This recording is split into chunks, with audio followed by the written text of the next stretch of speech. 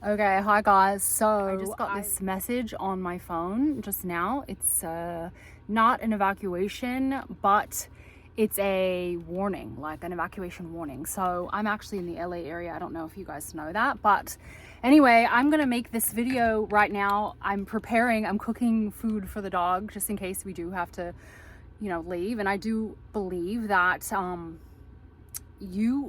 preparing is not saying that the thing's going to happen. It's just putting your mind at ease. And that's the way, a lot of people think like preparing for the worst means you're summoning it or that's what you're manifesting, right? But I don't believe that. I believe preparing just keeps you in a state of relaxation. It actually goes really well with this video, which is just being in the state of knowing, right? And it actually keeps me in a state of knowing, which is, if you're preparing for whatever it is, so that you're not worried about it, right? Because if you don't prepare, then you are not okay either way, right? Do you know what I mean? So like there could be more worry about that. So I just thought it was a great great segue into the video today. Being in a state of knowing it's not a specific state in regards to one thing. When I'm talking about a state of knowing, it's a general state that is, pretty synonymous with relaxation and calmness and, not being in a state of, in a back and forth, high-low kind of wobbly state, right, where you're not settled. Like it's a settled state, it's a secure state, right? There's a security in being in a state of knowing. And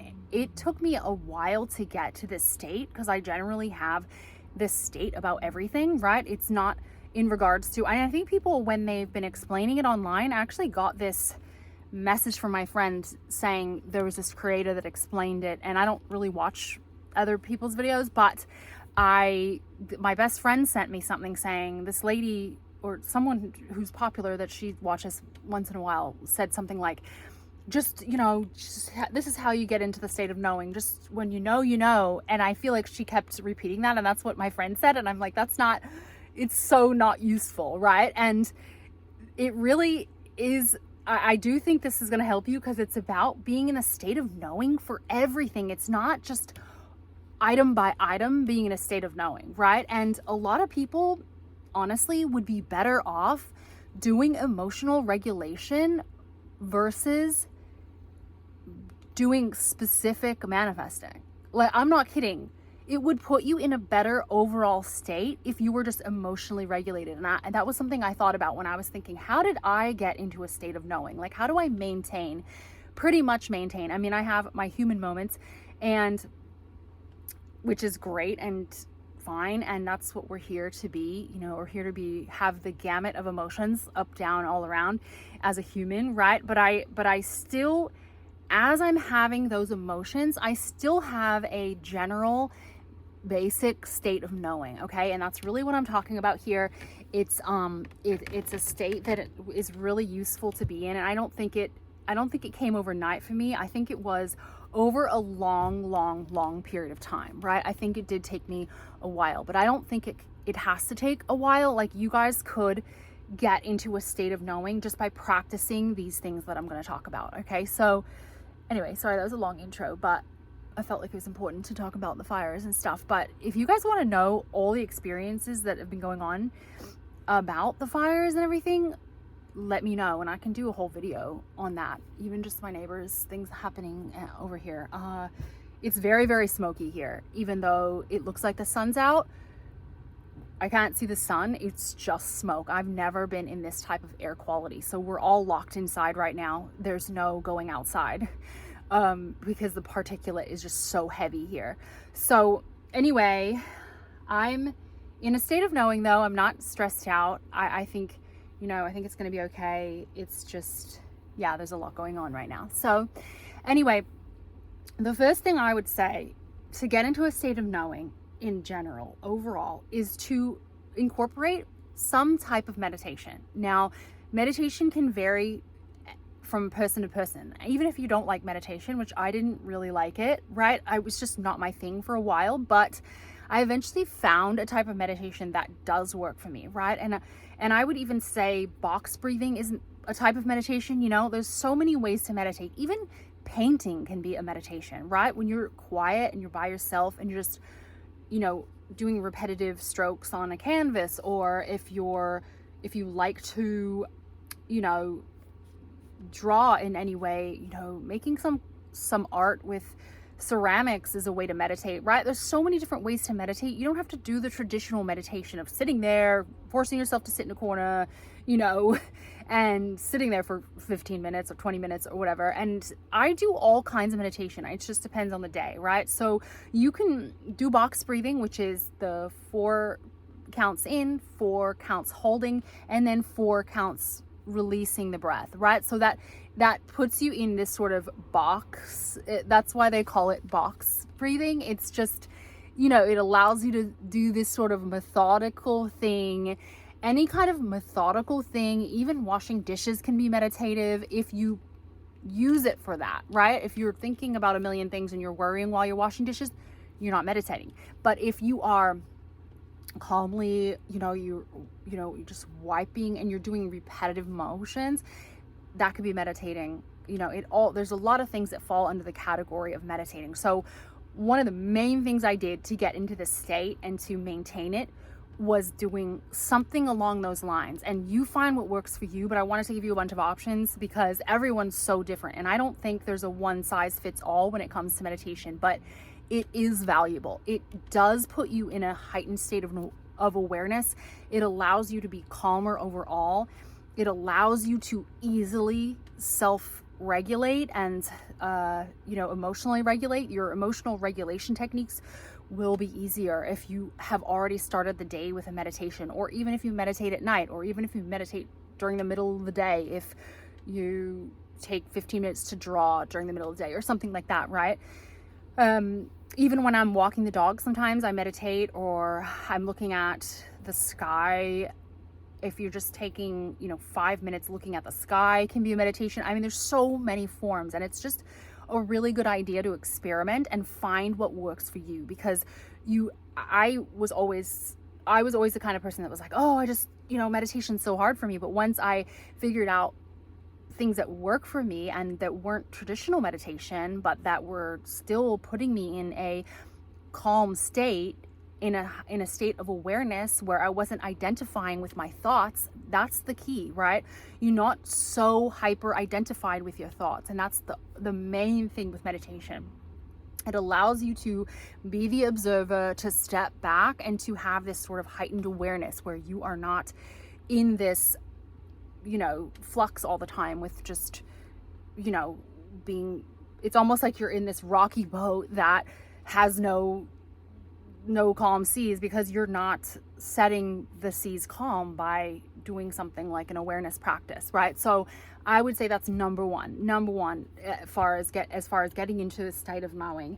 And then doing another thing is having self-regulation techniques and just techniques that allow you to emotionally regulate, that help you, right? So practicing a few different ones, and this is all about getting to know yourself, like I say in a lot of my videos, right? Just getting to know what works for you and knowing what techniques work for you, so that when you do have an upset or something is very difficult, or you're in a stressful time, like right now when I got that message, I mean, it was a loud sound on my phone, right? I read it through and I'm like, okay, I have to prepare for this thing that's happening, right? And so it's a great thing to have in your toolbox for when those times come. And I even though obviously I'm a human, right? But I got into a state where I was a little bit stressy. I had a little bit of an upset stomach when I read that, right? But if you have emotional techniques in your back pocket ready to go, when you get something like that, or you hear bad news, or you have some, bad news, right? Everything can be looked at as neutral when you understand that you're the observer and you've practiced meditation for a long time, right? You become better and better at this, right? When I first started practicing meditation, I still was in the topsy-turvy boat, right, for a long time. But then you get better and better at it, and you're not as wavery, right? You're more steady with yourself because you've just been practicing not being flipped out over your thoughts or over any kind of circumstance that presents itself, right? And this is just such a valuable tool. So the emotional regulation things, I have a video about that, and I can go into it in depth in another video if you want me to do that. But if you look back in my emotional regulation video, you can see that. So I'm not trying to make this too long because I have to go and get ready. Like, I have to pack a bag and stuff, and I'm saying it with a smile because I sort of already emotionally regulated, so I'm just like going with the flow now, right? So I was a little like worried about my dog, but it's gonna be fine, you know. So those are the two first things that I would say to really get practicing. And then the other things are, along with finding things that work for you and getting into a state of knowing, is practicing knowing the I am, right? And that really helps you be in a state of knowing, because, and I have videos on practicing your I am awareness as well, right? And if you need more information about that, please let me know. But practicing the fact that you are the one consciousness, right? I was going to say this differently, but you are the one consciousness. Consciousness is the substance, right? That's the substance that creates. So once you understand that fully, then you can be more often in a state of knowing, right? Because things don't upset you, basically. Those are my big tips. If there's anything else that I can think of, I will make another video, or if you guys have any questions, please let me know.